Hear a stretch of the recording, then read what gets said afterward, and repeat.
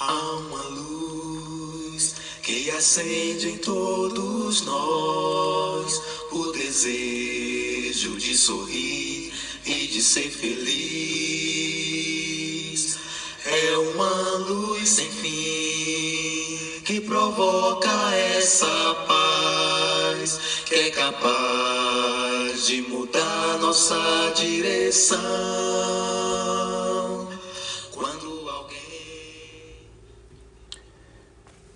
Olá, irmãos e amigos, estamos juntos mais uma vez para o nosso Café com Deus.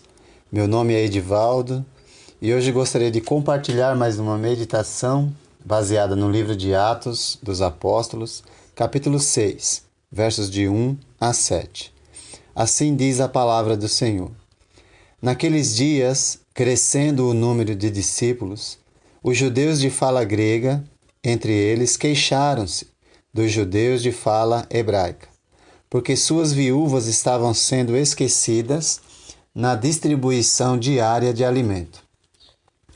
Por isso os 12 reuniram todos os discípulos e disseram: não é certo negligenciarmos o ministério da palavra de Deus a fim de servir às mesas.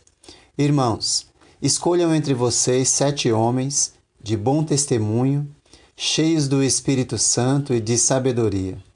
Passaremos a eles esta tarefa e nos dedicaremos à oração e ao ministério da palavra. Tal proposta agradou a todos. Então escolheram Estevão, homem cheio de fé e do Espírito Santo, além de Filipe, Prócoro, Nicanor, Timon, Pármenas e Nicolau, um convertido ao judaísmo proveniente de Antioquia. Apresentaram esses homens aos apóstolos, os quais oraram e lhes impuseram as mãos. Assim, a palavra de Deus se espalhava. Crescia rapidamente o número de discípulos em Jerusalém. Também um grande número de sacerdotes obedecia à fé. A igreja foi criada, idealizada para crescer. Com seres humanos chegando, problemas, conflitos são inevitáveis. No verso 1, nós lemos que houve murmuração dos helenistas. Quem eram essas pessoas? Certamente discípulos, mas eram judeus que vieram da diáspora ou dispersão. Havia judeus espalhados pelo mundo, habitavam em outros países e que viviam sob uma forte influência cultural e linguística dos gregos. Mas eles vieram para Jerusalém no dia de Pentecostes, se converteram e ficaram por lá. Eles se queixaram dos hebreus. Quem eram esses hebreus? Eram os judeus que cresceram na Palestina. Eram daquela própria região, falando o aramaico, lendo a lei de Moisés na língua deles, nos seus encontros na sinagoga, só que agora são todos cristãos, vivendo juntos, numa comunidade só. Quando a igreja cresce, fica sujeita a conflitos, problemas, porque são mais pessoas envolvidas, trazendo suas experiências e histórias diferentes. Essa bagagem nos acompanha e ela influencia nos relacionamentos, na convivência. Isso significa que mais opiniões serão diferentes sobre o mesmo assunto, e o número de necessidades entre o povo também aumenta. E certamente isso traz dificuldades. Mas quando os problemas surgem, devemos buscar agir com sabedoria a fim de evitar divisão no meio do corpo. Satanás está tentando o tempo todo, procurando dividir a igreja. E até esse momento, no livro de Atos, ele já tentou destruir a igreja usando os líderes dos judeus, se opondo aos apóstolos. tentou intimidar os apóstolos com o sofrimento, tentou corromper internamente a igreja usando Ananias e Safira, e agora está tentando causar divisão entre os irmãos por causa das necessidades. Mas com sabedoria, os apóstolos nos dão um grande exemplo de como lidar com momentos de tensão no corpo de Cristo. Eles com sabedoria conseguiram usar aquele momento para o bem da igreja. Primeira coisa que eles fizeram, reuniram todos os discípulos. Já que a comunidade está envolvida, então toda a comunidade deve estar presente na solução do problema. Porque não basta murmurar, tem que ter disposição também para ajudar. Certamente havia essa disposição por parte desses irmãos, né? Então, com sabedoria, eles reuniram todos os discípulos. Com sabedoria também mostraram que a prioridade deles era a pregação e a oração. Eles não podiam deixar a diaconia da palavra, que é o serviço da palavra ou da pregação, para fazer a diaconia das mesas ou o serviço das mesas. É um outro serviço. Isso só para mostrar que não é razoável deixar um serviço para fazer outro, ou tentar fazer tudo, né? É necessário delegar, é necessário mais pessoas envolvidas. Com isso, nós aprendemos que, primeiro, não há hierarquia, pois todos têm um serviço para fazer. É necessário disposição.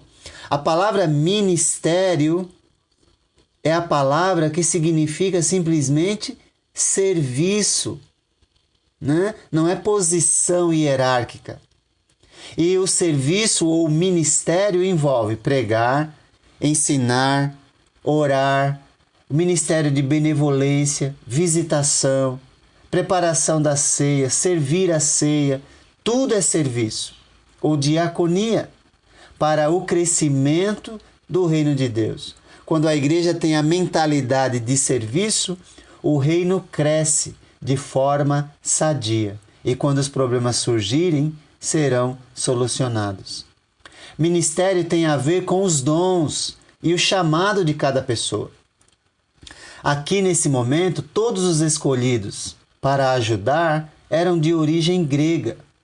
Nessa escolha podemos ver a sabedoria sendo manifestada, pois eles podiam se relacionar com as necessidades das viúvas e dos demais de uma forma mais pessoal e se comunicar com as viúvas necessitadas de uma maneira mais eficaz.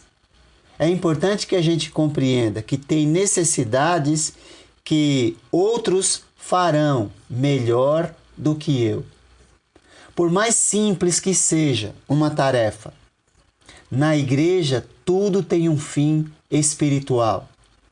Não importa o serviço que é feito, e sim a maneira como ele é feito. Por isso é necessário que os escolhidos sejam espirituais, pois tudo o que fazemos, fazemos para o Senhor.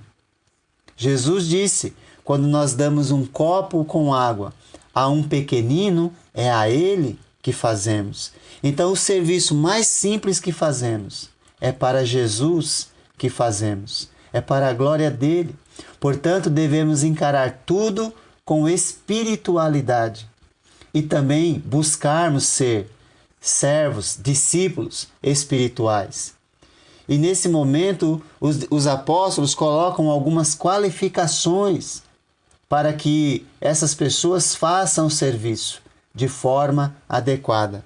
E a primeira coisa que eles nos falam é que é necessário ter um bom testemunho ou boa reputação. Essa palavra é da mesma raiz da palavra martiria ou mártire, como nós já falamos.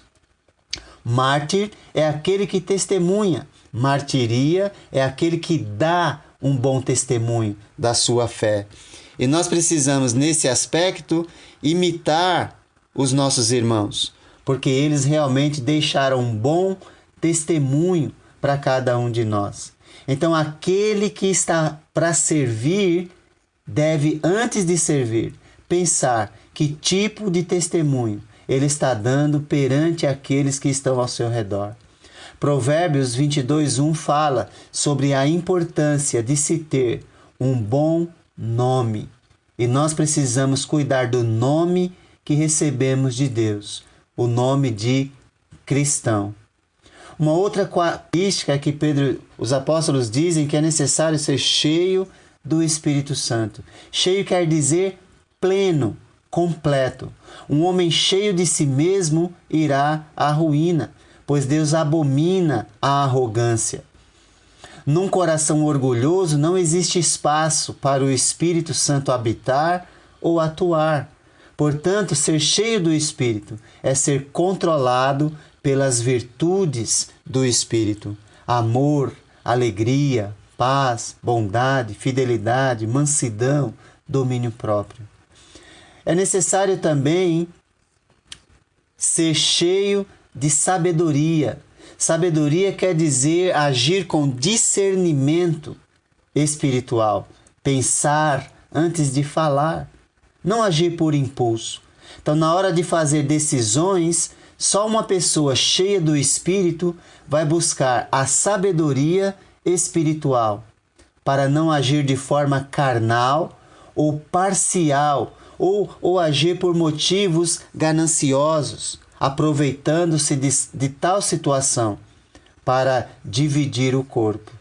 Ser sábio é praticar as virtudes do Espírito.